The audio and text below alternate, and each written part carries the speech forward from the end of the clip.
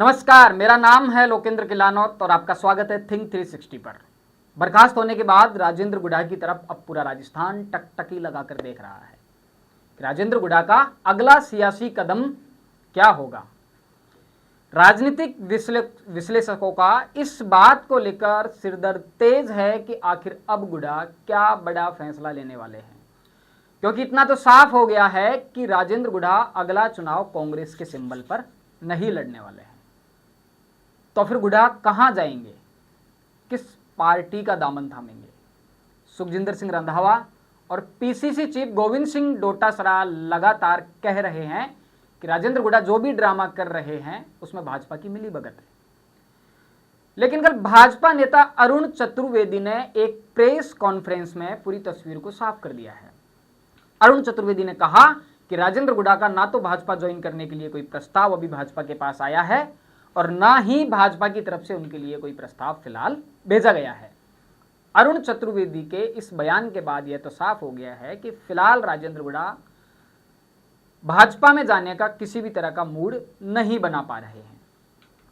लेकिन सवाल तो लाजमी है कि फिर राजेंद्र गुढ़ा किस पार्टी से चुनाव लड़ने वाले हैं। आप राजेंद्र गुढ़ा का ही एक चर्चित बयान याद कीजिए, जब उन्होंने कहा था कि वो टिकट बहुजन समाज पार्टी से लाते हैं और विधायक बनते हैं, मंत्री कांग्रेस की सरकार में बनते हैं, लेकिन जब कांग्रेस में दरी उठाने का समय आता है तो कांग्रेस को छोड़ देते हैं। मौसम के लिहाज से अब कांग्रेस में दरी उठाने का समय ही चल रहा है, क्योंकि जल्दी ही राजस्थान में विधानसभा के लिए चुनाव होने वाले हैं।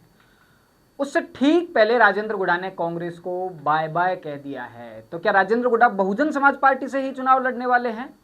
उदयपुर वाटी के समीकरणों को अगर देखा जाए तो राजनीतिक जानकारों का मानना है कि फिलहाल बहुजन समाज पार्टी से राजेंद्र गुढ़ा के लिए सारे समीकरण फिट बैठते हैं और इसलिए राजेंद्र गुढ़ा के लिए पहली प्राथमिकता भी बहुजन समाज पार्टी से टिकट लाना ही होनी चाहिए।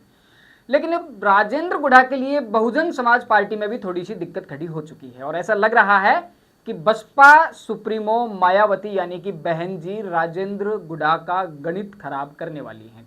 कल बहुजन समाज पार्टी की दिल्ली में एक जरूरी मीटिंग हुई है।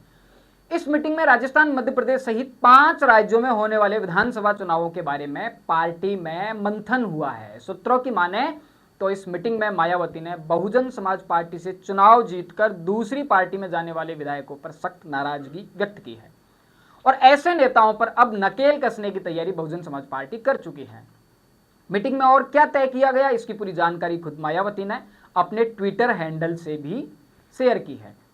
इसमें सबसे खास बात है कि बहुजन समाज पार्टी राजस्थान के अलावा बाकी के प्रदेशों में जो चुनाव हो रहे हैं उसमें पावर बैलेंस की स्ट्रेटजी पर काम करने वाली है। बहुजन समाज पार्टी अब चाहती है कि जो विधायक बहुजन समाज पार्टी के सिंबल पर चुनाव जीतकर हाउस पहुंचते हैं वो बाद में पार्टी के हाथों से छिटक ना जाएं और पावर बैलेंस करने के लिए पार्टी के काम आए।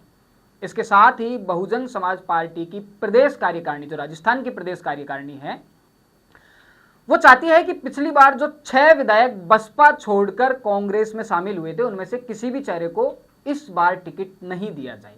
ऐसी पूरी कोशिश बहुजन समाज पार्टी की राजस्थान प्रदेश कार्यकारिणी की चल रही है।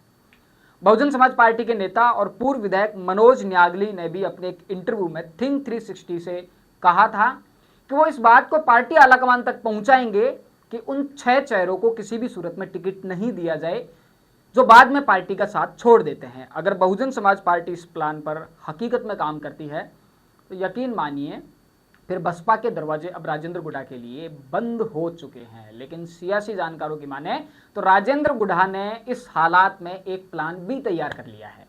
बीते दिनों उनकी AIMIM चीफ असदुद्दीन ओवैसी के साथ एक खास मुलाकात चर्चा में रही थी। ओवैसी खुद राजस्थान का चुनाव जोर शोर से लड़ने का ऐलान कर चुके हैं। इस बात की भी चर्चा है राजस्थान के सियासी गलियारों में लगातार तेज है कि राजेंद्र गुढ़ा ओवैसी की पार्टी से भी आने वाला विधानसभा चुनाव लड़ सकते हैं, या फिर AIMIM के सिंबल पर चुनाव नहीं भी लड़े तो फिर ओवैसी के साथ मिलकर कोई मोर्चा खड़ा कर सकते हैं ताकि मुस्लिम वोट बैंक को साधा जा सके। बहरहाल फिलहाल राजेंद्र गुढ़ा ऊंट गाड़ा रैली निकालकर जनता के बीच पहुंच रहे हैं, लेकिन सियासी तौर पर उनका अगला फैसला क्या होने वाला है इसका इंतजार फिलहाल सभी को है। राजस्थान से जुड़े तमाम मुद्दों को जानने समझने के लिए जुड़े रहिए थिंक 360 के साथ। धन्यवाद।